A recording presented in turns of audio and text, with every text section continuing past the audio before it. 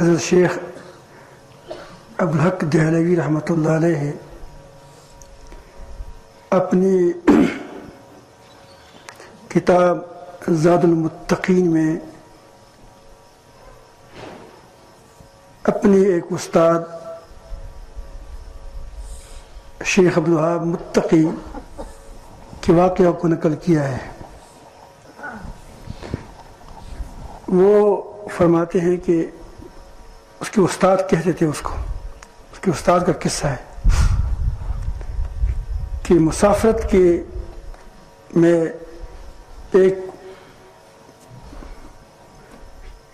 کے اوقات میں دوران میں میرے کچھ ساتھی بھی ایک ساتھ ہوں گے، ملابار کے ایک شہر میں گئے۔ ملابار ایک علاقہ ہے، وہاں یہ جوگ اور باطنی فرقے والے بہت زیادہ ہوتے ہیں، اس کے وہاں کئی قصے مشہور ہیں ان کی۔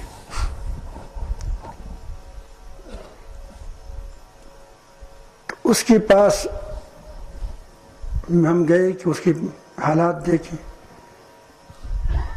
ان کا خیال تھا کہ یہ واقعی شیخ ہوگا، صوفی ہوگا، اخلاق کی تعلیم دے گا، اللہ تعالیٰ کی طرف لوگوں کو متوجہ فرمائے گا۔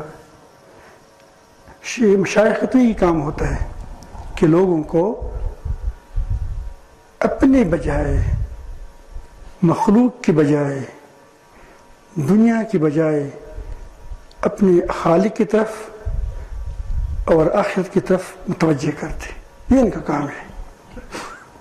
اور اس کے لیے وہ اس نہج پر، اس طریقے پر اس کی وہ اصلاح کرتے ہیں۔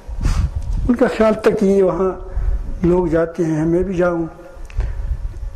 تو وہ فرماتے ہیں کہ جب وہ وہاں گئے تو وہ شیخ ایک بڑی اونچی جگہ پر بیٹھے تھے اور وہ بڑے خوش ہو گئے، اور ایک اس نے غالباً نام بھی لیا کہ دیر کیا، دیر سے آئے۔ تو ہم اس سے بڑے متاثر ہو گئے۔ تو اس کے بعد شراب کا دور چلا، تو ہمیں بھی شراب کا پیالہ دیا کہ پیو۔ ہم نے کہا یہ تو حرام ہے، شرعاً حرام ہے، اس کو ہم کیسی پئیں؟ وہ نے کہا کہ پیو ورنہ ہم تم کو بسم کر دیں گے۔ بس ہم وہاں سے واپس آئے، کھانا بھی نہیں کھایا تھا، بھوک لگ گئی تھی۔ وہاں کسی اور جگہ پہ ہم نے رات گزاری۔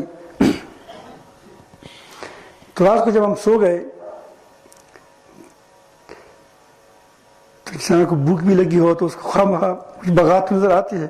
وہ کہتے ہیں کہ ہم نے بڑی عجیب باغ دیکھا، اس میں سیب تھے، اس پر یہ اس کی طرف جو راستہ جاتا تھا، اس راستے میں یہ شیخ کھڑا تھا، اس کے ساتھ بڑی ڈانگ تھی۔ ڈانگ جانتے ہو؟ سوٹھی جو ہمارے پھیرے والے کرتے، تو اس کے ساتھ بڑی سوٹھی تھی، ڈانگ تھی۔ انہوں نے کہا کہ آ گئے؟ اس نے کہا کہ ہاں۔ اس کا خیال تھا کہ ہم باغ میں جائیں، وہاں سے باغ میں سے کچھ پھل ول کھائے۔ اس نے کہا کہ تم نہیں جا سکتے۔ کہا کہ کیوں نہیں جا سکتے؟ اس نے کہا کہ شراب پیو گے تب جاؤ گے۔ تو یہ بات کہنے تھے کہ ہماری آنکھ کھل گئی، پھر سو گئے۔ پھر وہی باغ ہے اور وہی وہ شیخ ہے، وہی ڈانگ ہے۔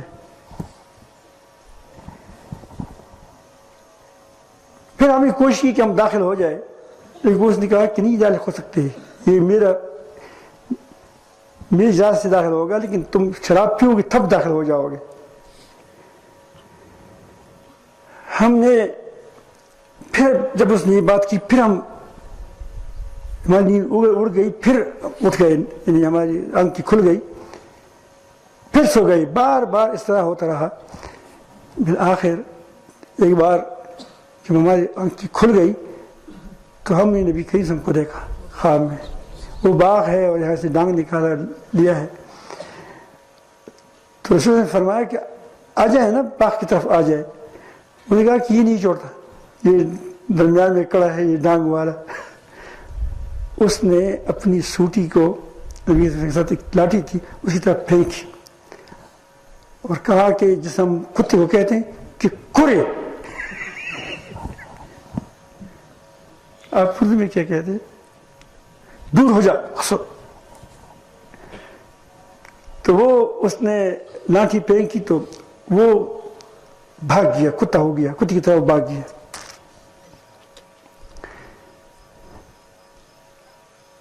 تو جب ہمارے صبح ہو گئی تو ہم دیکھا کہ وہاں حال تو دیکھے. تو اس نے کہا کہ جب وہاں ہم گئے تو لوگوں نے کہا کہ یہ جگہ ویران ہو گئی, یہاں سے رات کتا نکل گیا ہے, پتہ نہیں چلتا. اس واقعے میں آپ کے لیے دو باتیں ہیں. ایک یہ کہ ہمیشہ شریعت پر مضبوطی سے جمے رہو. خواہ تم کو کوئی پتھر سے سونا بنا دے, پانی سے تیل بنا دے, یہ ہے ایمان. اب ان لوگوں کے اندر ایمان تھا, یہ اس کی آزمائش تھی. اگر آپ کو آج لوگ کوئی آدمی سونے کے دودھ کی نہر چلا دے لیکن وہ اللہ تعالیٰ کے حکم کے خلاف تم کو حکم دیتا ہے, اگر تم نے اس پر عمل کیا تو تمہارا اپنے رب پر دو دونے چار کا ایمان نہیں ہے. اپنے احکام اللہ رب کے احکامات پر دو دونے چار کی طرح ایمان رکھو. ایک بات. دوسری بات اس سے یہ معلوم ہوا, آپ کو یہ بتانا چاہتا ہوں کہ لوگوں کو ہمارے پاس جو میزان ہے